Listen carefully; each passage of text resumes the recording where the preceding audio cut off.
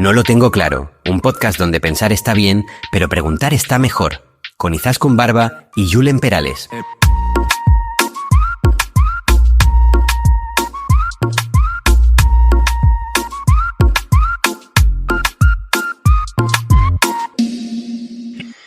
¿Qué pasa, preguntones? ¿Qué pasa, preguntonas? ¿Qué tal, Julen? Estoy enérgico. ¿No me notas? Como con mucha energía. ¿Sí? ¿Y eso? Pues no sé, creo que aprender qué es la energía ¿Te da energía? me ha dado mucha energía. Joder, pues yo acabo de echar gasolina y me ha quitado toda la energía. Es un poco deprimente, ¿no? ¿Cómo están los precios? Y yo que pensaba que la energía solo era encender la luz de mi casa. Claro, tú vienes en bici.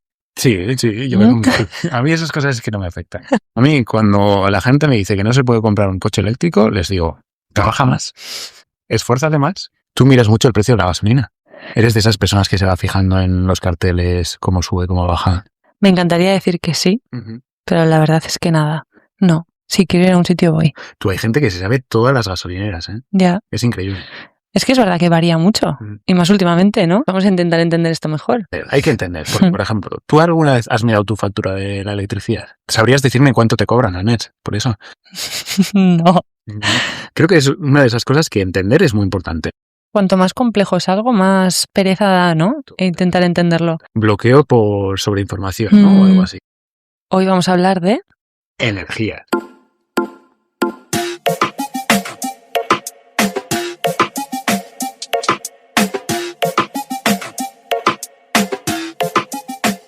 Hoy tenemos con nosotros a Mar Rubio Varas, catedrática de Historia Económica en el Departamento de Economía de la Universidad Pública de Navarra. Su investigación se centra en los ámbitos de la historia económica y empresarial, la economía de la energía y la economía ambiental. Cuenta con una amplia trayectoria internacional, ha publicado en algunas de las principales revistas científicas de su campo y además ha ocupado cargos de responsabilidad académica como la dirección de INARBE en la UPNA. Y fue profesora nuestra. Su principal mérito es que fue profesora nuestra, ¿no?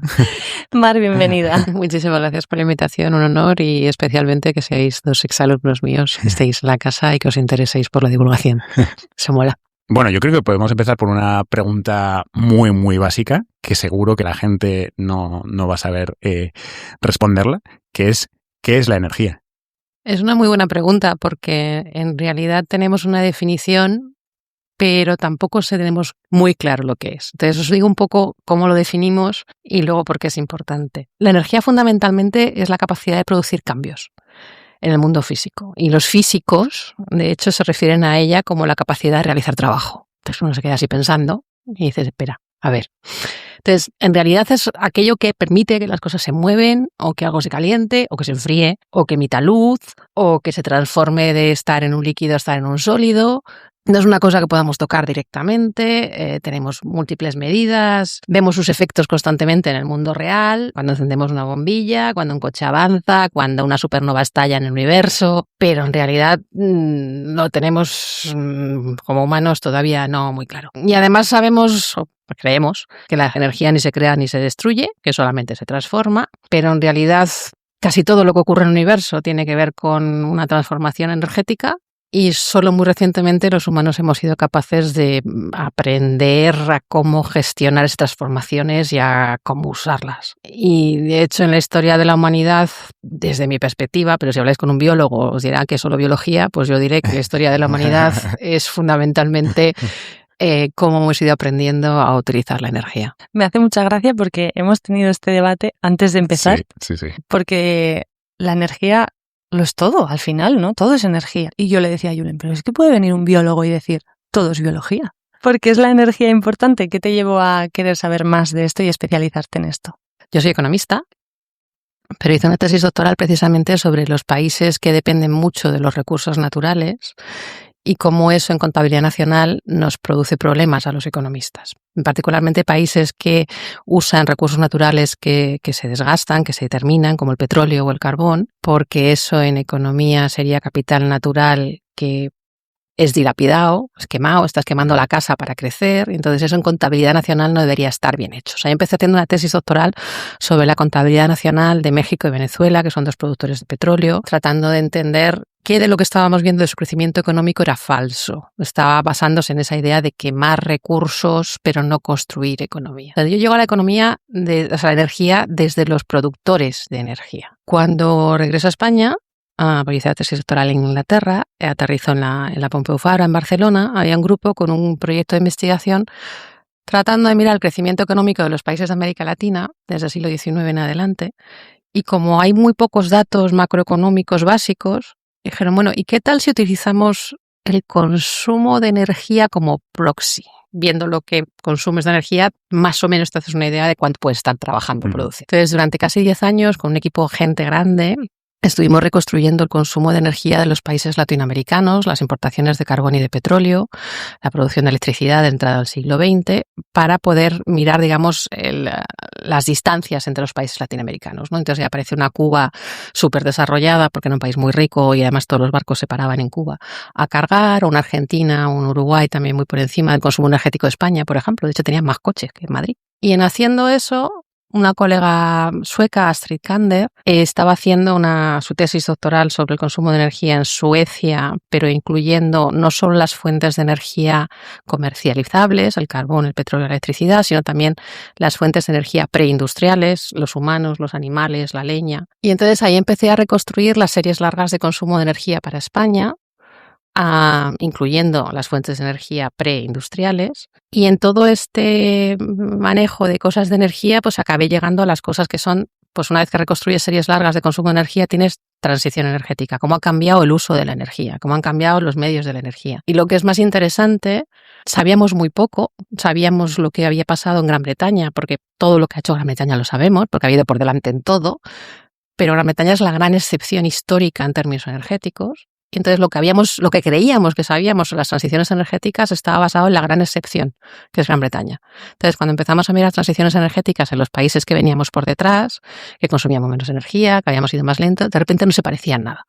Y ahí es donde me he ido quedando, en haciendo cosas sobre transición energética en los países que vienen por detrás, obviamente después ya en emisiones de CO2, a la relación entre consumo de energía y crecimiento económico, porque no en todas partes es lo mismo, a cómo ha ido cambiando en el tiempo. O sea, empecé desde los productores de energía y he acabado en la energía desde el otro lado. Has marcado una diferencia importante, que es diferenciar entre la producción y el consumo, pero para que la gente lo entienda, ¿por qué esta diferenciación es importante en energía? Porque hay muchos países que producen mucha energía, pero no la consumen. A los productores de petróleo típicamente. Y en realidad la energía para los economistas es importante en tanto que te deja hacer cosas. Todos los países desarrollados somos grandísimos consumidores de energía. De hecho, vosotros y yo y la gente que va a escuchar este podcast somos los humanos que más energía hemos consumido en la historia de la humanidad. Desde que te levantas por la mañana, lo primero que haces es encender una luz que genera energía y te das una ducha con agua calentita, que se ha calentado probablemente con gas, y desayunas que te has calentado tus alimentos para comer y vas al trabajo normalmente en coche, y llegas al trabajo que también está en un edificio caliente o frío, hasta la temperatura humana, y enciendes un ordenador, o si vas a una fábrica, aquello está funcionando también, depende normalmente con la electricidad estos días, pero hay un montón de fábricas que no, que necesitan altas temperaturas para producir cemento o magnesitas o cualquier otra cosa, y comes y sigue estando calentita la comida, y vuelves a casa en coche, y así todo el día. O sea, es que no hay actividad humana que no dependa del consumo de energía. No hay actividad económica que no dependa del consumo de energía. Esa es la gran diferencia entre producir. Tú puedes estar produciendo un recurso energético, sacar mina de carbón, sacar petróleo de los pozos de petróleo, y eso luego se va transformando en usos finales. Pero ese servicio energético, la cantidad de energía que requiere, depende de otro montón de cosas que hay por el camino, de los transformadores, de las máquinas que van produciendo esa transformación final. Tú puedes calentar 1 litro de agua con madera, y eso te va a llevar una cantidad de energía muy grande porque se desperdicia muchísimo en el aire. La puedes calentar el mismo litro de agua con carbón, pero necesitas un poco más de infraestructura, que decimos los economistas, más capital, porque necesitarás una cocina de hierro probablemente, y que alguien te haya traído el carbón, que lo haya sacado de una mina. O sea, tienes un montón de infraestructura. Ese carbón calienta más rápido el agua que la leña, porque es un poquito más eficiente, pero podrías calentar el litro de agua o la olla de comida con gas, que requiere un poquito más de inversión para la conexión del gas para esa casa y no sé qué, pero lo vas a hacer con mucha menos energía porque requiere como 1/3 menos que el carbón y que la leña. Y si lo haces ya en una vitrocerámica, ni te cuento. Requieres de nuevo más capital, pero la cantidad de energía que requieres para calentar la misma cantidad de agua es 1/10 parte. Luego, el producto final, que es una olla de agua caliente, requiere cantidades diferentes de energía en función del sistema energético que estés usando, que a su vez requiere de la economía para producir el capital necesario para que eso lo puedas hacer. Me parece muy interesante porque nos parecía muy importante que la gente se viera identificada con esto, ¿no? Porque muchas veces hablamos de energía y decimos esto no va conmigo, pero has puesto un montón de ejemplos que desde que nos despertamos estamos usando energía, ¿no? También has dicho que hay países que producen más energía de la que consumen. ¿Eso es porque la consumen en otros sitios? O sea, es decir, exportan energía, o porque no se puede almacenar la energía. ¿Se puede guardar la energía? Esta es una muy buena pregunta y probablemente el kit de donde estamos en el momento actual. Vamos por partes. ¿Hay países que producen más energía de la que consumen? Sí. Prácticamente todos los exportadores de petróleo exportan una cantidad ingente de energía equivalente respecto a la que consumen, pese a que son grandes consumidores también, porque como es barata. Ahora mismo lo que tenemos es un sistema basado fundamentalmente en energía fósil, si queréis luego hablamos más de eso, es decir, fundamentalmente petróleo, gas y carbón. Luego os cuento si queréis cómo hemos llegado hasta aquí. Y en tanto no se queman, esos sistemas energéticos están, comillas, almacenados. Nuestro principal problema ahora mismo es con la siguiente gran ola de transformación energética, que es la electricidad, donde en electricidad el problema fundamental es el almacenamiento. La electricidad se consume y se produce en el mismo instante. Mientras que tú puedes haber producido petróleo hace 3 meses en Irak, dejarlo en un barco o en un almacén, ahora mismo en China con las reservas de petróleo inmensas que tiene, mientras no lo quemes, está, comillas, almacenado. En electricidad, el problema fundamental ahora mismo es que tenemos muy poca capacidad de almacenamiento y muy ineficiente. Es decir, que la electricidad que entra en una batería, cuando la sacas es menos. Digamos, el siguiente gran salto, y si queréis hago alguna pequeña historia de la energía, ahora mismo el siguiente gran salto en energía tendría que ser el almacenamiento masivo. Pero eso todavía está, digamos, en el imaginario de los que hablamos de energía, pero no en la tecnología. Pero si queréis os hago esa versión larga de lo que son transiciones energéticas. A ver, si arrancamos desde el principio de la humanidad, en la prehistoria, cuando te levantabas no encendías la luz. O sea, en la prehistoria tu mayor consumo de energía era el gasto energético que tú tenías que hacer para ir a cazar, conseguir alimentos prados. Y como muchas veces no los conseguíamos, pues nos moríamos de hambre y ya está. La agricultura, si lo pensáis desde mi perspectiva, es una forma de almacenar energía. Porque lo que te permite es no gastar energía cazando el mamut, sino que vas plantando, vas almacenando. De hecho, si almacenas, estás almacenando energía, literalmente, ¿vale? Entonces, la agricultura es el siguiente salto energético en ese sentido, porque nos produce, gastamos un poco más de energía en plantar los campos, de hecho empezamos a utilizar animales de tiro, animales para transportar, los molinos de agua, los molinos de viento, tipo los de Don Quijote de la Mancha. Pero siguen siendo niveles de energía relativamente bajos, pero ya es una forma de almacenar energía la agricultura, porque un saco de harina tiene comida para ti, para tus animales, para el siguiente periodo. Eso, ¿no? Que ya es la primera vez que la energía no es solo para ti, sino porque ya tienes una maquinaria, entre comillas, que tienes que alimentar de energía. Eso es. De hecho, lo que llaman los molinos de sangre, que son molinos que funcionan con burros o con mulas o con personas y esclavos, porque pensad que si la energía es realizar trabajo, la principal forma que la humanidad tuvo durante siglos de organizar el trabajo es la esclavitud. Eso fue durante montones de años. De hecho, entre Cleopatra y Napoleón hay muy poquitos avances en esto. Llegando a Napoleón, más o menos la gente lo coloca 200 años atrás, empezamos a pensar que igual podemos quemar cosas hirviendo agua y esto es una máquina de vapor. Entonces, el quemar cosas fue quemar carbón, primero en el sitio, con máquinas que estaban en el mismo lugar moviendo un brazo para arriba y para abajo, que históricamente lo hacían las norias de agua, y luego ya pusimos las máquinas de vapor sobre raíles, teníamos ferrocarril, y luego pusimos la máquina de vapor en los barcos y teníamos barcos, maravilla. Eso nos permitió aumentar la cantidad de energía disponible y por tanto la capacidad de realizar trabajo inmensamente. Primero porque si tenías carbón, tenías un almacén de energía, tenías que tener carbón, una máquina y agua. Luego, si quieres, al final hablamos de la importancia del agua en los productos energéticos, pero fijaros que estamos hirviendo agua para mover la máquina. Todo el siglo XIX, toda la revolución industrial, todo el despegue del crecimiento económico moderno está basado en esto, en la disponibilidad de energía gracias al carbón mineral. Que llegando al final del siglo XIX se le une 2 cosas. El petróleo, que es una nueva forma de quemar un fósil, ya sin tener que utilizar agua directamente en el motor de combustión, más cómodo que ir a paladas ahí con la máquina de vapor. Inmediatamente después, casi a la vez, finales del 19, principio del 20, la electricidad. Primero la electricidad en base a tirar turbinas en agua, pero también las turbinas quemadas con carbón, con gas y con petróleo, que son las térmicas de carbón, las térmicas de gas, las térmicas de petróleo, que a principios del siglo XX eran muy importantes. De hecho, más importantes que las de agua, porque los grandes saltos de agua tenían el problema que había que transportar la electricidad. Y eso no supimos hacerlo hasta mediados del siglo XX. Entonces, llegamos al siglo XX y ya tenemos, digamos, todo el sistema puesto, que es muchísima más energía en forma de carbón que quemado con agua en las máquinas de vapor nos da una cantidad importante. El petróleo, que va a sustituir al carbón como principal fuente de energía en el mundo hacia 1960. Saliendo el petróleo, de repente salía por allí en un gas que dijimos, y esto también se quema, que es el gas natural, pero tardamos un ratito en darnos cuenta de esto, como 40 años. Primero, al principio, el gas natural salía de los pozos de petróleo y no hacía nada con él.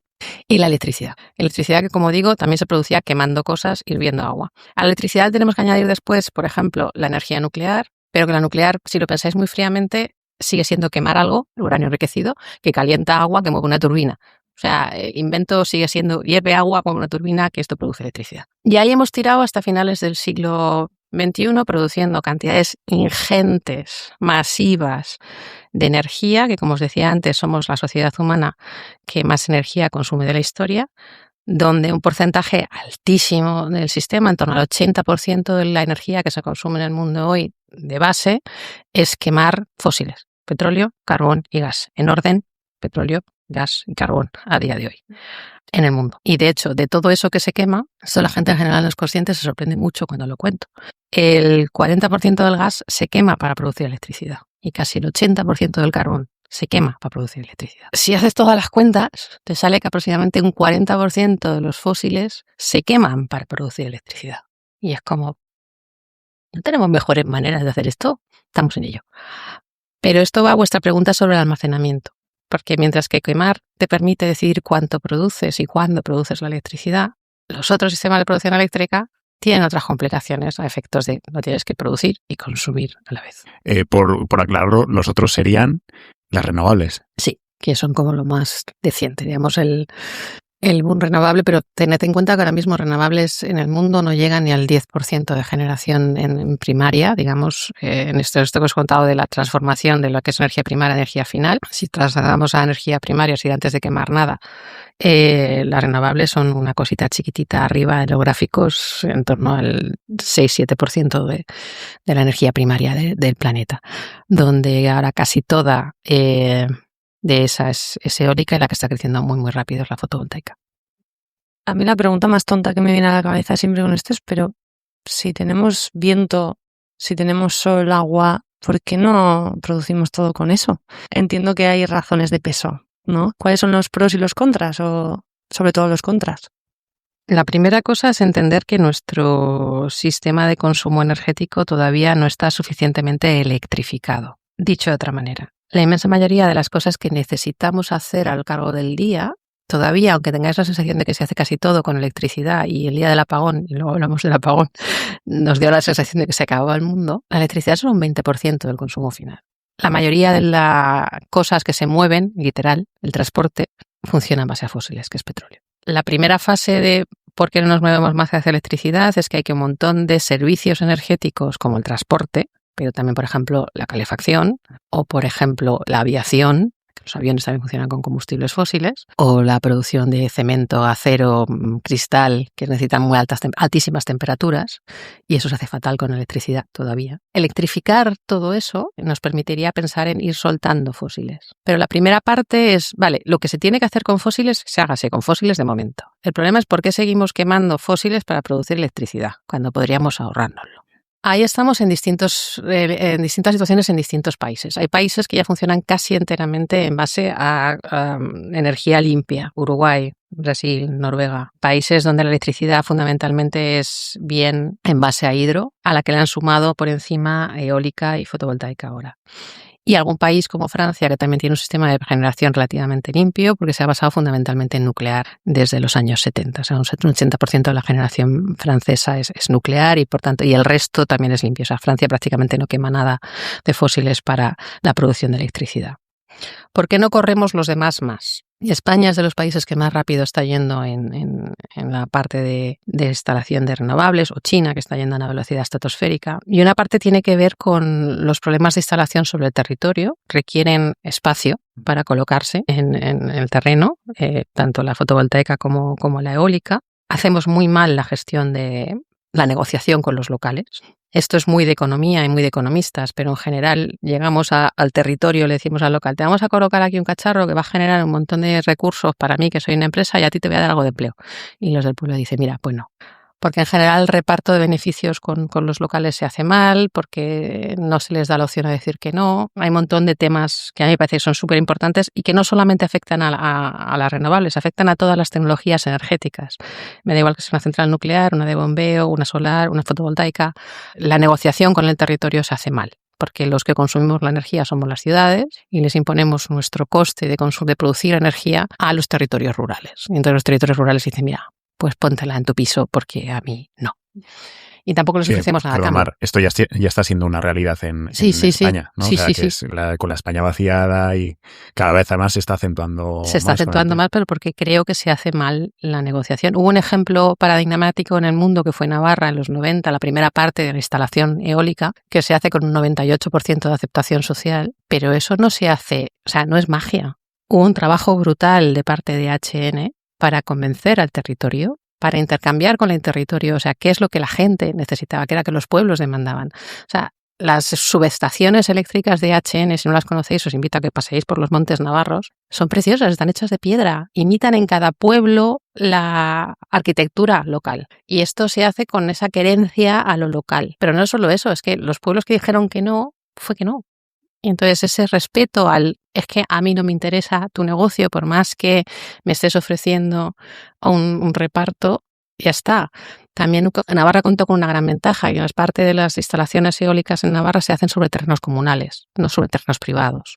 De manera que en realidad el beneficio, tanto en el corto plazo inmediato como en el largo plazo, que cada vez que ese molino da una vuelta, ese pueblo va a seguir cobrando, es todo el pueblo. Entonces, esto en otros territorios tampoco se hizo. Pero también se hicieron campañas sociales brutales, pues desde traer una máquina aquí a la Ciudadela, una máquina de Gamesa para ver el tamaño que tenía, hasta la idea misma de que el primer parque eólico fuera el del Perdón, que se viera desde Pamplona. Si no lo vamos a esconder en el monte, sino que los de Pamplona ciudad, o sea, para que luego el pueblo no nos diga, no, es que nos traéis primero vuestros cacharros aquí. No, el primero que se vea. Y esto fue una decisión tomada. Entonces, claro, el caso de Navarra, la aceptación social de la eólica en la primera ronda es muy excepcional, pero no es un accidente. Es un trabajo muy serio de la gente que estaba al frente de HN, que tiene mucho que ver con que eran navarros. Y entonces era una empresa navarra para los navarros con conocimiento local. Esteban Morrás venía de ser el secretario de la Mancomunidad de Municipios, conocía absolutamente a todos los alcaldes, conocía las necesidades de los pueblos y sabía que no podía ir contra los pueblos. Pero eso solo se ha hecho aquí, en ningún otro sitio. En ningún otro sitio que yo conozca, ni en España, ni en el mundo. De hecho, venían los británicos a ver los parques eólicos en Navarra y decían, ¿y cómo habéis conseguido que os dejen? Bueno, pues hablando. Y hablando, y si te dicen que no, no. Mientras que en el resto del mundo, en general, el mecanismo es el de expropiación por el bien común. Y entonces, claro, el local, por el bien común, furruña y se pone de patas desde el principio. Entonces, yo creo que aquí los economistas tenemos parte de la culpa porque vamos siempre en el coste-beneficio sin tener en cuenta los intangibles, en el sentido de que el expropiado es el propietario del terreno, pero el que tiene que aguantarse con ese molino el resto de su vida no tiene ningún derecho al intangible, que es perder la vista o perder el árbol que le han cortado y lo demás, porque los economistas no somos capaces de integrar esto en nuestras cuentas, ¿no? Y claro, hemos ido siempre con nuestros costes-beneficios estupendos y entonces, claro, socialmente el coste-beneficio era hay que expropiar, hay que pagar al señor que es propietario del terreno y los demás que se aguanten. Y no entendemos que la gente se enfade. No, coño, es que igual tienen razón, que igual lo estamos haciendo mal. Y yo creo que para mí, que trabajo en energía y que soy muy consciente de la necesidad de transformar el sistema energético hacia un sistema más renovable, este es, digamos, el talón de Aquiles y el punto donde vamos a morir todos si no somos capaces de hacer una negociación más seria, más coherente con el territorio, en el que le ofrecemos al territorio lo que es que sin su terreno, sin sus vistas, sin su espacio, no vamos a poder hacerlo y por tanto tienen que ser compensados no en el momento de la expropiación, sino en el momento de la expropiación en los próximos 30 años, y que vean eso como algo que ellos ganan, no como algo que ellos pierden. Insisto, creo que lo hacemos fatal. Claro, es que se me ocurre también, bueno, aquí se me ha venido a la cabeza el caso se habló hace un par de años, yo creo, que querían hacer un parque eólico gigante en el Perdón, ¿no? Y, joder, lo que llega son prácticas mafiosas de presión, ¿no? De ir a uno, presionarle, todo es cuestión de cómo sobra el dinero, ¿no? Subir hasta que uno venda y eso ya mete presión al resto del pueblo y juegan con esa psicología del territorio, ¿no? Sí, y fijaros que desde economía del comportamiento, el dilema del prisionero lo tiene ya resuelto. O sea, si yo entro por 1 millón de euros por esa puerta y os digo que tenemos que negociar, ponernos de acuerdo, pero el acuerdo lo propongo yo, lo que los economistas estamos diciendo es que si yo me quedo con 990.998 euros y yo doy 1 euro a cada uno, esto es Pareto eficiente, porque vosotros estáis mejor que antes de que yo entrara por la puerta, me tendríais que decir que sí, pero me vais a decir que no. Está demostrado empíricamente. Pues eso es lo que estamos haciendo con el territorio. O sea, llegamos con un negocio, le damos unas mijitas a unos y a otros y con eso suponemos que tienen que estar de acuerdo. O sea, que no, que es que el reparto es injusto y por tanto van a decir que no. Pero ya no solo el propietario del terreno, como digo, es que hay un montón de intangibles que no estamos teniendo en cuenta. Y insisto que no solo con las renovables, ¿eh?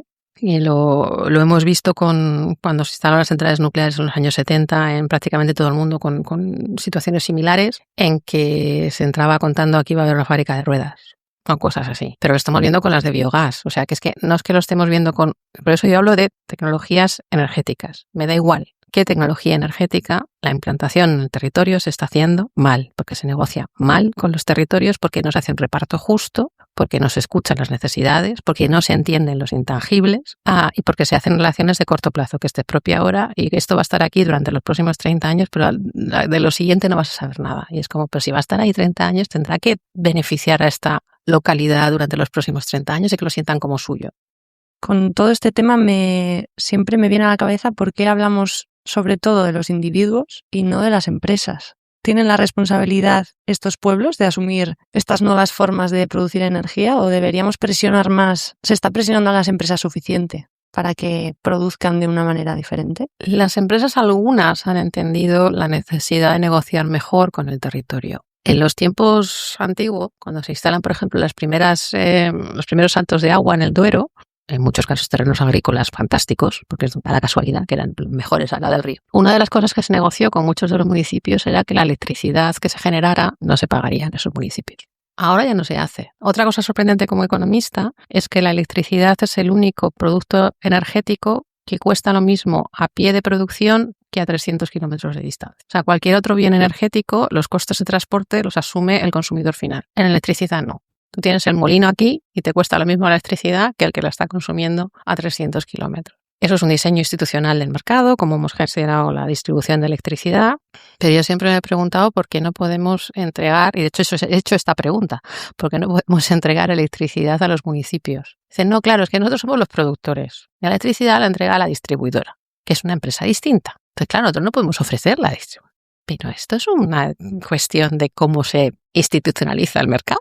Entonces, claro, si tú le ofrecieras a los municipios electricidad más barata, no solo doméstica, sino a nivel industrial, también estarías ofreciendo capacidad de realizar trabajo, que es lo que es la electricidad, y por tanto capacidad de producir o de industrializar. O sea, ¿por qué no nos planteamos una electrificación del campo? ¿Por qué no hay tractores eléctricos? O sea, los que ahora mismo están sufriendo más la subida del diésel desde hace 3 semanas con el cierre del estrecho de Hormuz, entre otros, son los agricultores, porque el tractor funciona con diésel. Pues no veo esfuerzos de electrificación del campo, donde si el campo está produciendo la electricidad, pues igual tendría sentido que parte de la producción eléctrica se consumiera en el campo y de paso le quitas el coste del diésel, que es uno de los costes más importantes en la agricultura, ¿no? Pero no vemos ese tipo de soluciones nos están planteando. Entonces, claro, yo entiendo, el campo se pone así de uñas, vete tú con tu cacharro que a mí no me está dando nada. O sea, tu molino, tu planta, tu biogás, ¿qué me está dando a mí aparte de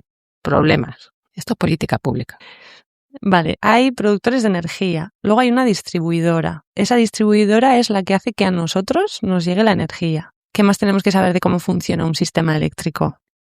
Si nos centramos en electricidad, como os decía antes, y vamos a ir bajando de niveles. España, como el resto del mundo, fundamentalmente el sistema energético es fósil, menos que el del mundo. O sea, si el mundo un 80% de lo que se consume es quemar fósiles, en España estamos con un 66%. Está todo el mundo mirándonos con gran admiración. Y lo que no es el 66% de fósiles es porque tenemos un sistema eléctrico algo más limpio que los demás. El sistema eléctrico español se fue constituyendo en base a lo que fueron monopolios regionales, es decir, cada parte del país tenía su gran eléctrica históricamente, pues en la Andalucía sevillana, en el norte pues Iberduero, en el este Iberdrola, Fenosa en el norte, que en principio eran sistemas desconectados. Es verdad que en lugares como Madrid pues competían varias de ellas, pero en general estos eran como islas, en cada una producía para su región y distribuía en su región. Y antes del año 1985 nunca hubiera habido un apagón nacional, porque no había una red nacional, había redes independientes. En el año 85 se nacionaliza la red, el Estado se queda con la parte de distribución del sistema eléctrico, porque un sistema eléctrico, por contarlo muy simplificadamente, tienes el que produce electricidad, que lo eleva a alta tensión, que se mueve la red de alta tensión, que son las torres que veis por el campo,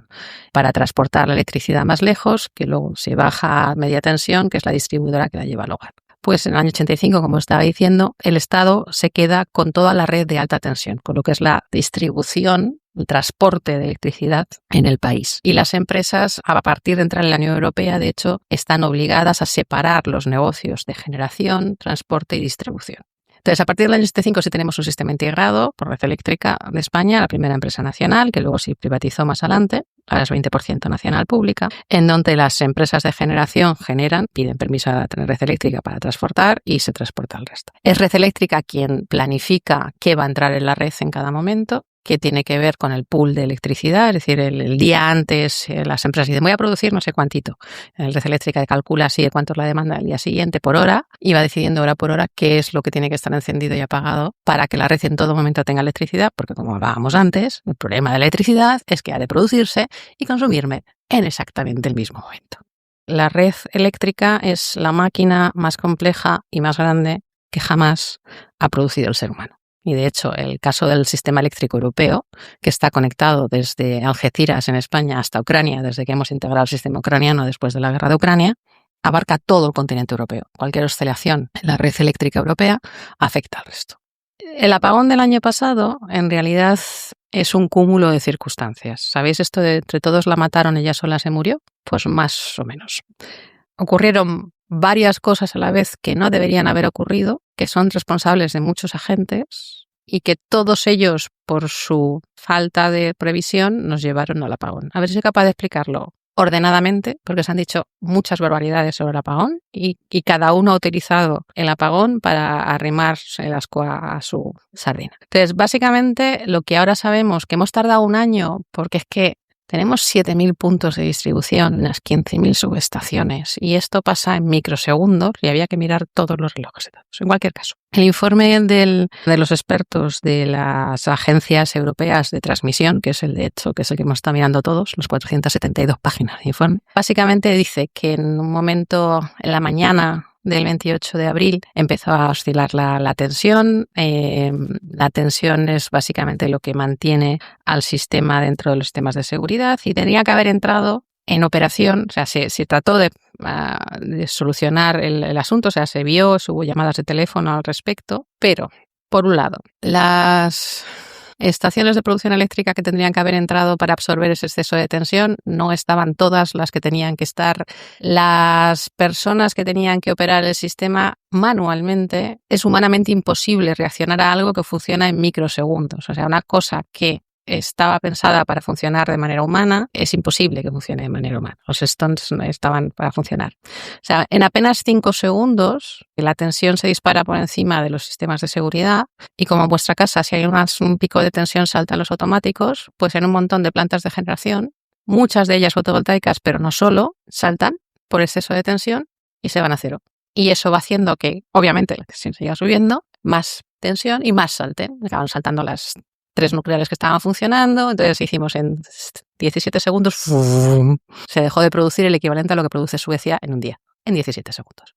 Tenemos que pensar el sistema eléctrico como una especie de sistema de efecto dominó gigante, en donde, por un lado, la falta de previsión de lo que Red Eléctrica había previsto para ese día, en la parte de las operadoras, de lo que tenían obligación que hacer y de hecho están pagadas para hacer, como controlar la tensión, pero ese día, curiosamente, pues no se hizo. Un sistema eléctrico pensado para un sistema de operación manual, más los cortafuegos que no funcionaron como debieron funcionar en su momento, todo junto a la vez, produjo una cosa que no debería de haber producido nunca. Y que a partir de entonces, primero, está operando el sistema con muchísima mayor seguridad. Entendimos que no podía ser que las renovables no entraran al control de tensión, porque ahora son a según qué horas del día, pero esto era por ley, no porque no puedan tecnológicamente, sino no les permitían a las solares entrar en el control de tensión, cuando en el mediodía, acordaros que esto era a las 12:35, medio del sol aquí arriba, donde la inmensa mayoría es solar y justo las que son mayoría no pueden controlar tensión porque por ley no se les permitía controlar tensión. Pues ya, se permitió justo después. Entonces, bueno, una combinación de cosas que tienen que ver con mala gestión, con mala planificación, con los que tienen que hacer no hacer lo que tenían que hacer y con un sistema que es mucho más complejo de lo que había. Es súper complejo todo. Mira, ¿no? se me venía a la cabeza una frase, de hecho de Mar, que entre nosotros citamos mucho, que es que el mundo funciona de milagro. De milagro. El mundo funciona No, de que milagro. enciende la luz todos los días es milagroso. Es así. Claro. Y nosotros también decimos mucho que todo es complejo, ¿no? Dentro de esta complejidad, claro, tenemos que hablar de algo que está pasando en estos momentos y que está muy relacionado con la energía, ¿no? ¿Cómo se puede explicar todo lo que está pasando con los conflictos geopolíticos desde la energía, desde esta visión? Hay una versión, una cosmovisión que a mí me gusta, que tiene que ver con que estamos en un momento de cambio tecnológico brutal. Y entonces estamos entre los que serían los petroestados frente a lo que serían los electroestados. O sea, el siglo XIX y XX, ya os he contado que es fundamentalmente fósil, el siglo XXI será probablemente eléctrico. Y en esa batalla, los fósiles ahora están en plena efervescencia de tratar de controlar aún más los mercados. Entonces, el cierre del estrecho de Hormuz a raíz del ataque de Estados Unidos e Israel a Irán ha vuelto a poner tensión sobre esto. Es decir, ha vuelto a cerrar el mercado del petróleo. Hormuz es un 20% del comercio mundial, pero en realidad, si tienes en cuenta que Estados Unidos todo lo que produce lo consume, que Rusia todo lo que produce lo consume y que Saudi Arabia una parte importante de lo que produce lo consume, cuando haces la cuenta bien no es un 20%. Hormuz está más cerca del 50% de lo que se comercia en el mundo. Entonces, claro, hay los precios para arriba, todo el mundo está allá. Y ya no solo el precio del petróleo, sino que Irán en su defensa, no sé si legítima o no, ha destruido, lanzó misil a Ras Tanura, que es la planta de gas más importante del mundo. Y eso no se va a recuperar aunque el alto fuego de hoy sea permanente. O sea, va a tardar 4 o 5 años en recuperar la producción de gas, con lo cual vemos un mundo más estrangulado en adelante. Hay dos maneras de ver esto. Una es echarse las manos a la cabeza, oh por Dios, oh Dios, oh Dios, nos viene una crisis enorme adelante. Y la otra es poner las luces largas y pensar cada vez que ha habido una gran crisis energética qué es lo que ha pasado. Entonces a mí cuando me han preguntado, he puesto mi gorro de historiador económico y he dicho, a ver, en la Primera Guerra Mundial, cuando el carbón deja de llegar a América Latina, porque el carbón venía de Gran Bretaña, y el cierre atlántico de los submarinos alemanes en la Primera Guerra Mundial impide que llegue el carbón a Argentina, a Uruguay, a Brasil. De repente Estados Unidos levanta la mano y dice, yo tengo aquí un cacharro que funciona con una cosa que llamamos diésel, que hace más o menos lo mismo que la máquina de vapor que teníais. Entonces, América Latina, en la final de la Primera Guerra Mundial, ha hecho ya la transformación al diésel, cuando en Europa estaba todavía quemando carbón. O sea, cuando antes os he dicho que el petróleo sustituye al carbón a nivel mundial en los años 60, América Latina hace esto en la década del 20, para 1925, a raíz de la Primera Guerra Mundial. Primer gran shock energético del siglo XX. Segundo gran shock que todo el mundo tiene en la cabeza, la crisis del petróleo, que se parece a esta, la de los años 70, ¿no? Los grandes productores del petróleo deciden retraer el petróleo del mundo por el ataque de Israel, siempre está en medio. Y en la segunda crisis del petróleo en el 79, Irán e Irak se enfrentan entre sí, los grandes productores de nuevo, misma zona del mundo. Consecuencia, más países entran a producir petróleo porque el petróleo está mucho más caro y las tecnologías que hasta entonces parecían caras, como la nuclear, pero también la investigación sobre renovables, se dispara. O sea, los programas nucleares del mundo, como el francés, no existirían si no fuera por la crisis del petróleo de los 70. Y la investigación sobre si existía la teoría sobre fotovoltaica, por ejemplo, pero los primeros esfuerzos de hacerla comercial es de los 70. El molino eólico también existía, pero los primeros esfuerzos de intentar hacerlas comerciales son de principios de los 80, también consecuencia de la crisis del petróleo.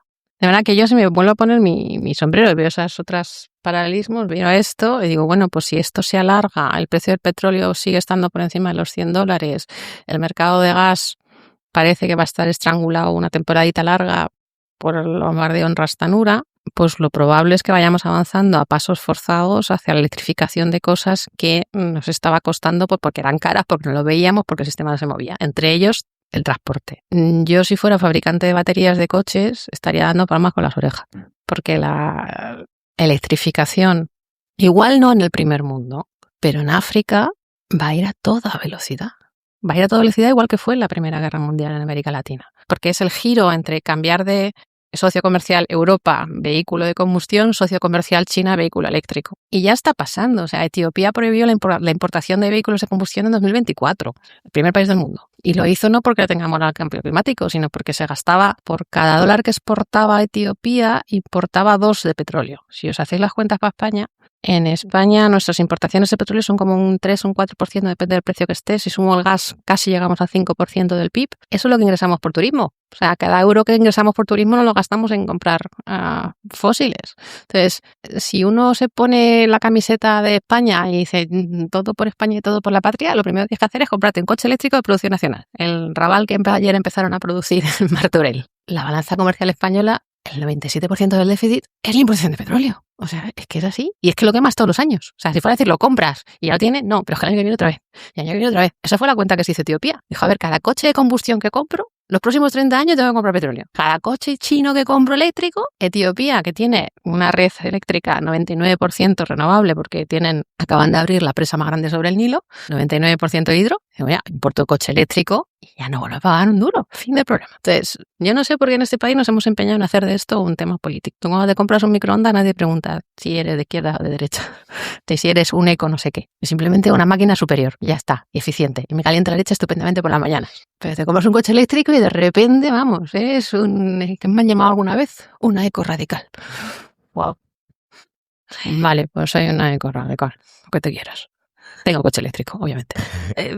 Me surgen tantas preguntas. Pues pregunta. Con el coche eléctrico tengo 2 cuestiones. Una es si esto afecta de manera igual a toda la población, porque sí que se está intentando impulsar el coche eléctrico aquí, en este caso. Pero claro, igual no todo el mundo tiene dinero para poder comprarse un coche eléctrico. Esa es la primera pregunta. Si existe la vulnerabilidad energética. Y la segunda pregunta es, antes cuando hablabas de si quemas madera para calentar la leche, pues desperdicias mucha energía. Si vas haciendo, hasta que has terminado hablando de la placa de inducción, ¿no? ¿Qué se necesita para elaborar, para producir ese coche eléctrico, para producir esa placa de inducción? A ver, voy por orden. ¿Existe la pobreza energética? Sí, pero de manera brutal. Somos 9.000 millones de personas en el planeta, 3.200 no tienen acceso a la electricidad. Cuando hablo de pobreza energética no estoy hablando de nuestra pobreza energética, que también, estoy hablando de la pobreza energética en el mundo. De gente que no tiene, o sea, que tiene que quemar basura para cocinar hoy en Cuba. Pero quien dice Cuba, dice montones de lugares en el mundo. Y es pobreza energética. Y tiene que ver con lo otro que has dicho, que mencioné antes y que tiene un nombre, que es la escalera energética. Para irte moviendo hacia sistemas energéticos superiores, más limpios, más eficientes, necesitas inversión en capital. Luego voy con los materiales. Me quedo con la parte económica de momento. Si eres pobre de solemnidad, quemar basura con una lata es inversión mínima para producirte comida caliente. Todo lo siguiente requiere inversión superior, no solo pública para que exista la infraestructura, sino particular para que tú puedas elevar tu nivel de consumo energético a niveles de energía más eficientes, más limpios, más cómodos. ¿Existe la pobreza energética en España? También. Y la desigualdad. Desde el punto de vista en que hay montones de gente que no puede calentar su casa en invierno y que ahora no puede enfriarla en verano. Que esto cada vez va a ser más importante porque el último verano es el verano más fresco que hemos vivido el resto de nuestra vida. Y en el acceso a la movilidad eléctrica, efectivamente estamos también en este punto ahora en que la movilidad eléctrica es como la comida sana. Es lo que es bueno para ti, pero es mucho más caro de adquirir. Entonces, igual que es más caro comer pescado fresco y verdura fresca que preparados, es mucho más barato un segunda mano que tenga 30 años diésel que cualquier vehículo eléctrico, pues quiera ser el más barato con todas las ayudas. Entonces, de nuevo, como sociedad nos tenemos que plantear cómo vamos a hacer eso. típicamente tú para tener un coche eléctrico necesitas tener un enchufe. Si no tienes garaje en casa, ese enchufe va a tener que estar en la calle y eso ahora mismo, enchufarte fuera sale más caro que enchufarte en casa. De nuevo tienes una desventaja frente a los que tenemos un piso con garaje, donde en el garaje comunitario sí puedes ponerte el enchufe enchufado a tu contador, pero tienes un piso, porque lo normal es que los pisos malos no tengan garaje, ¿dónde enchufas el coche? Pues tienes que ir a los puntos de recarga, que insisto son entre un 50 y un 70% más caros que enchufarte en casa. Entonces, efectivamente, sí existe desigualdad en el acceso a la transición energética, sí existe la pobreza energética. ¿Cómo se está dando esto vueltas por otro lado? Pues con movilidad eléctrica que no es la del vehículo, que es la de los patinetes eléctricos y en el caso de África los tuk-tuks, y las motocicletas eléctricas, que de hecho se están vendiendo muchos más motocicletas eléctricas que vehículos eléctricos. En países como Vietnam, de hecho, tienen niveles de electrificación altísima en base a motocicleta eléctrica, que enchufan donde pueden, como el móvil. Y hay quien vaya con un panel solar y baterías ofreciendo cargar por las calles, porque es una solución a la movilidad eléctrica cuando tu distancia de movilidad son 5 o 10 kilómetros diarios y no 200 kilómetros, ¿no? Está todo el mundo con su coche eléctrico de que no lleva más de 500 kilómetros. ¿Cuántas veces hace 500 kilómetros al año? Pues Dios. Entonces, eso por la parte de la vulnerabilidad y la pobreza. La parte de los materiales. Esto yo creo que me lo preguntan cada vez que hago una charla sobre estas cosas y te dicen, no, claro, porque la batería del coche eléctrico, porque los materiales del coche eléctrico. A ver, mi problema fundamental son las emisiones, porque las emisiones están ahí, se quedan ahí y nos están calentando el planeta. Y en los últimos 15 años hemos quemado más fósiles que los 75 años anteriores. Y al ritmo que vamos este año, cuando metamos 2026, será en los últimos 10 años habremos quemado tantas cosas como en los 75 anteriores. Y no parece que estemos frenando. Entonces, mi problema son las emisiones. Los materiales para mí son menos problema, porque de nuevo, como economista, me voy a poner el sombrero de historiador económico, cuando los materiales se vuelven escasos y caros, los sustituimos. Entonces, el litio, se decía... Si habéis escuchado a Antonio Turiel, que es uno de los colapsistas más famosos del planeta. Antonio decía en el año 2013 o algo así que solo había litio para 2 millones de vehículos en el mundo. Hace mucho que pasamos esa cifra, pero mucho. Y ya la siguiente ronda de vehículos eléctricos probablemente no tengan baterías de litio, vamos a baterías de sodio, que hay muchísimo más abundantes, pesan un poco más, pero tienen más ciclos de carga. Entonces, de nuevo, aquí los economistas esto lo tenemos resuelto. O sea, cuando una cosa se pone muy cara, te vas. Y los materiales se quedan en el planeta. O sea, así como las emisiones de CO2 todavía no tenemos un buen sistema para fijarlas como hacen las plantas, que sería maravilloso que los químicos inventaran una manera de fijar CO2 como hacen las plantas y convertir CO2 en cosa física, pero todavía no sabemos hacer esto bien. Entonces, mi problema son las emisiones. Entonces, tengo que ir a tratar de reducir las emisiones lo más que pueda con los materiales que tenga, tratando de destrozar el planeta en el camino, pero los materiales, si no, y después, si consigo cantidades ingentes de energía, conseguiré reciclarlos. Los materiales están. El problema es que a este nivel de emisiones, y si seguimos como vamos, igual es que no llegamos al límite de los materiales, porque antes el cambio climático nos ha devorado como sociedad y si no como sociedad nos hemos matado entre nosotros porque nos hemos vuelto locos. Por eso siempre en estas cosas hay que poner un poco el mal mayor, y el mal mayor siguen siendo las emisiones, lo veamos como lo miremos, porque además emisiones, calentamiento, amenaza también la producción global de alimentos, entonces eso al final acaba generando un montón de tensión social. Entonces ese es como, sí, que los minerales, que sí, que son escasos, sí, que las tierras raras. Las emisiones. Pero las emisiones. Entonces ese es siempre mi pensamiento. Ahí es lo que es difícil de explicar a la gente. Y me decía Jorge Nieto la última vez que estuvo por aquí si no estábamos siendo excesivamente alarmistas con el tema del cambio climático. Digo, no sé si somos muy alarmistas, pero yo creo que no vamos suficientemente rápido.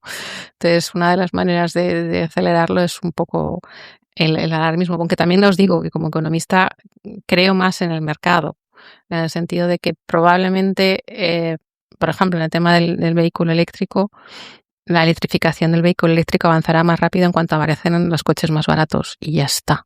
Y es el bolsillo, el mercado, y en este caso China, que es la que va a producir los coches baratos, la que va a hacer que esto avance más rápido. Da igual las políticas que pongamos, si el mercado no funciona, el mercado sigue siendo el mejor asignador de recursos. Es como la democracia, es el menos malo de los sistemas conocidos. Joder, Mar, me viene una crítica a la cabeza, a ver qué te parece. Dale. Hemos hablado de cómo Etiopía había prohibido el coche de combustible fósil en 2024. En España sí se está tratando de impulsar el vehículo eléctrico, pero estos días además he hablado con gente de mi alrededor que me decía, mira, me cuesta mucho menos cogerme un avión de Vitoria a Sevilla que irme en tren. ¿Cómo puede ser esto?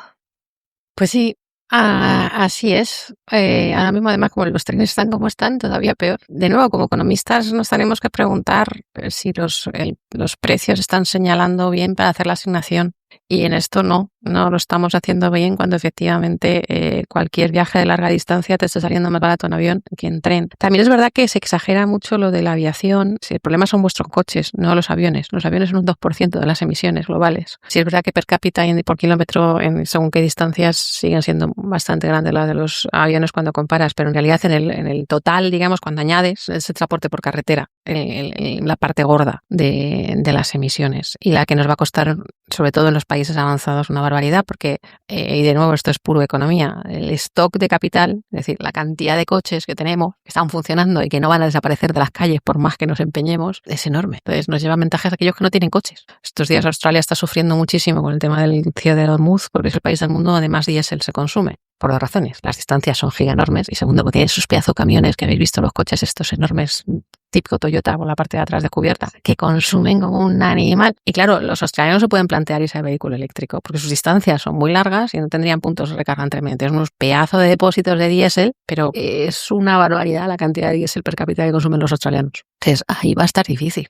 Pero, insisto, creo que el mercado, si conseguimos que las señales de mercado sean las correctas y sea el viaje Vitoria-Sevilla más barato en tren o más barato en coche eléctrico que en avión, conseguiremos que las emisiones se reduzcan. ¿Me dejas ponerte en un pequeño brete? Vale, estoy pensando en la gente que nos está escuchando ahora y yo, si fuera ellos y ellas, estaría ahora mismo abrumado de tanta información. Un mensaje para la gente, intentando convencerles de que tienen que entender la energía y tienen que hacer el esfuerzo de toda esta complejidad, como interiorizarla.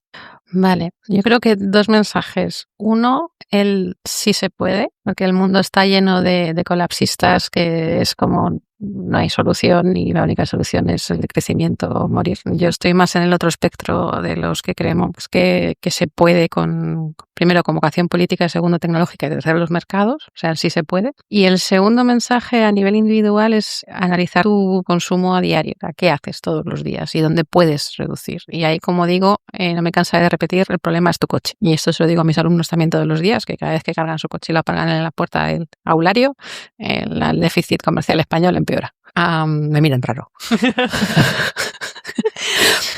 Pero es que es básicamente eso. Digamos, a nivel individual es nuestro mayor impacto, es nuestro transporte individual y luego sí la calefacción doméstica si es de gas. Pero es que el coche sigue ganando la calefacción, porque la calefacción son unos pocos meses y el coche es todo el año. Luego, si una sola cosa puedes hacer en la vida es ver en bicicleta si no te quieres comprar un coche eléctrico. Y luego, tengo algunos otros compañeros y colegas que cuando yo digo el coche me contestan no, lo que tienes es que ser vegetariano. Porque si haces las cuentas de emisiones, en realidad la cantidad de energía que se da en producir los alimentos, que se van en producir la carne, es muy grande comparada con las emisiones que requiere una dieta vegetariana. Aquí mi respuesta también va por otro lado siempre, depende de la carne que comas. Si tú comes carne de vaca del Pirineo que come prados verdes, tu nivel de emisiones es pequeño. Si estás comiendo carne de vaca estabulada en una macrogranja en Sudáfrica, tu nivel de emisiones es giga enorme. Pero digamos esas dos cosas, tu coche y tu dieta, son las dos cosas que más afectan al nivel de emisiones y a tu capacidad para tener algo de impacto. Pero luego yo creo que también hay que vivir,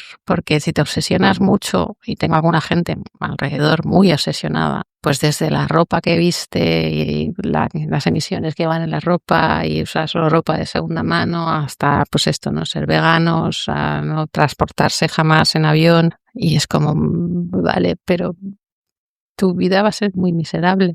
Entonces hay que tratar de, pues eso, en mi caso ya os he dicho, mis medidas domésticas son coche eléctrico porque puedo, carne roja del Pirineo, de vacas que no están estabuladas y comen verde y no pienso, viajar en avión tengo que decir que es mi mayor culpa, porque además sigo haciéndolo aunque haya distancia en coche o en avión o en tren. Pero tampoco me obsesiono, porque si no, no estoy todo el día metida en esto, moriría.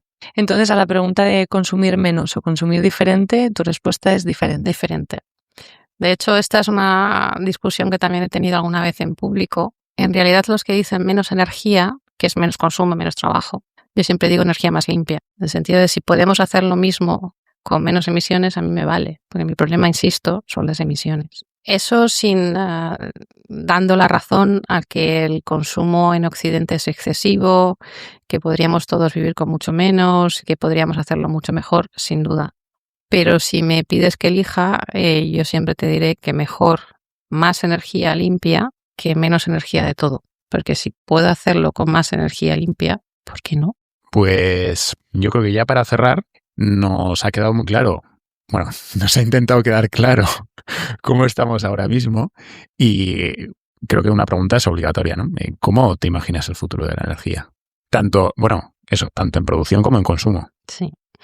Es una pregunta que también me he hecho, pero claro, habiendo mirado los últimos 400 años de consumo energético y viendo las transformaciones del sistema energético, pues es como, bueno, ¿cómo podrían ser los siguientes 400 años si lo hacemos medianamente bien? Pero durante mucho tiempo yo no lo acababa de ver. Del último año y medio para acá, dos cosas han hecho cambiar un poco mi cabeza, que tienen que ver con las dos tecnologías que más rápido se están instalando de la historia de la humanidad, que son fotovoltaica y baterías. Primero la fotovoltaica. Estábamos todos alucinando, los que sabemos de energía y de las tecnologías, de la velocidad a la que se estaba instalando fotovoltaica en el mundo, porque está sobrepasando cualquier otra tecnología que hayamos visto, la velocidad a la que se está expandiendo, hasta que han llegado las baterías. Entonces han llegado las baterías y van todavía más deprisa en la fotovoltaica. Entonces, si esto va, ¿cómo me imagino el futuro? Me imagino un futuro, si lo queréis ver, como un solar punk, con mucha fotovoltaica instalada, con mucha batería que permita mover las horas diarias a la nocturna, incluso hacer toda la noche. California ya está moviendo 5 horas de las horas pico al medio de la noche, está llegando hasta las 2 de la mañana ya con baterías. Que luego tendremos que llevar a mover, eso es en el día, digamos, en el intradía, pero habrá momentos que necesitaremos mover intraseasonal, o sea, entre estaciones. En invierno las horas solares son menores, entonces habrá que ser capaz de mover almacenamiento eléctrico entre verano e invierno, y eso probablemente será con bombeo, con agua. O sea, subiendo agua de nuevo a las presas las horas que nos sobre para luego poder tirarla en el invierno y tener. En un mundo... no es que yo conozco baterías 400 años adelante, pero en 50, en 60, en 70 años, yo creo que vamos a ver mucha más electricidad, vamos a ver el transporte electrificado, al menos en las partes del mundo que ahora no tienen transporte. O sea, en Europa y en Estados Unidos nos costará más, igual que nos costó más salir de la máquina de vapor. Y creo que tendremos cantidades ingentes de energía, porque la solar lo que tiene, además de ser un convertidor cuántico que no necesita agua, o sea, no hierve agua a diferencia de las otras, es que nos llega todos los días. A mí cuando dicen, no, es que nace el sol por la noche, digo, sí, pero es que amanece todos los días. Tienes esa mala costumbre. Y entonces la cantidad de energía que nos llega del sol a diario es una barbaridad. Y estamos solo empezando a entender cómo. Entonces yo miro a mi edificio y al montón de bloques que tenemos alrededor, todo blanco cebra, aquí en esta zona de Pamplona, y yo digo, ¿por qué no están cubiertos de placas solares todas las fachadas que dan al sur?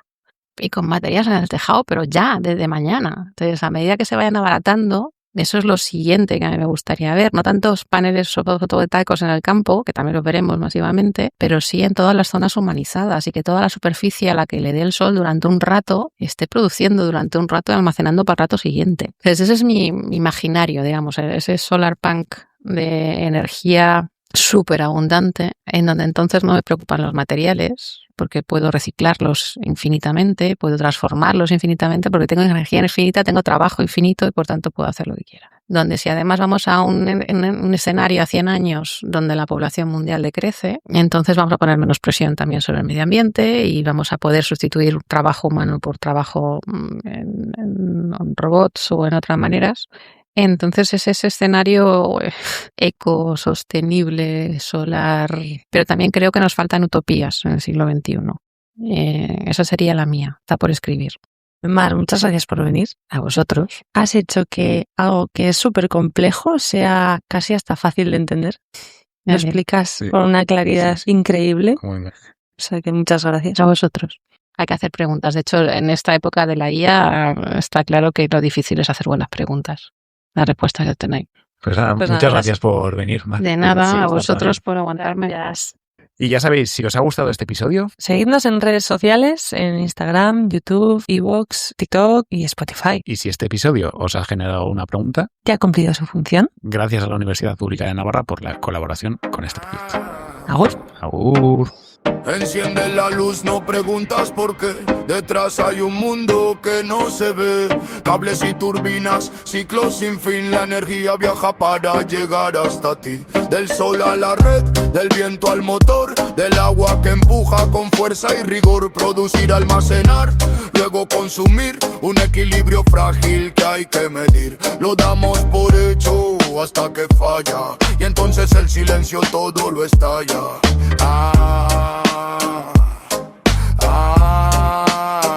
Kilovatios en la sombra sostienen la ciudad. Cuando todo se apaga entiende su verdad. No es magia ni azar, es decisión y tensión. Entre riesgo y futuro, entre miedo y razón. ¿Recuerdas aquel día que todo paró? Pantallas en negro, el pulso cayó. El ruido se fue, quedó la lección. Sin red no hay presente ni conversación. Un sistema complejo no es infalible. Lo frágil se vuelve de pronto visible. Y entre la urgencia y la oscuridad se mide el coste de la estabilidad. Kilovatios en la sombra sostienen la ciudad. Cuando todo se apaga entiende su verdad. No es magia ni azar, es decisión y tensión. Entre riesgo y futuro, entre miedo y razón. Renovable girando, promesa de luz. Limpias y libres, pero si no hay solo no hay flux. Intermitencia que obliga a pensar cómo guardamos lo que va a faltar.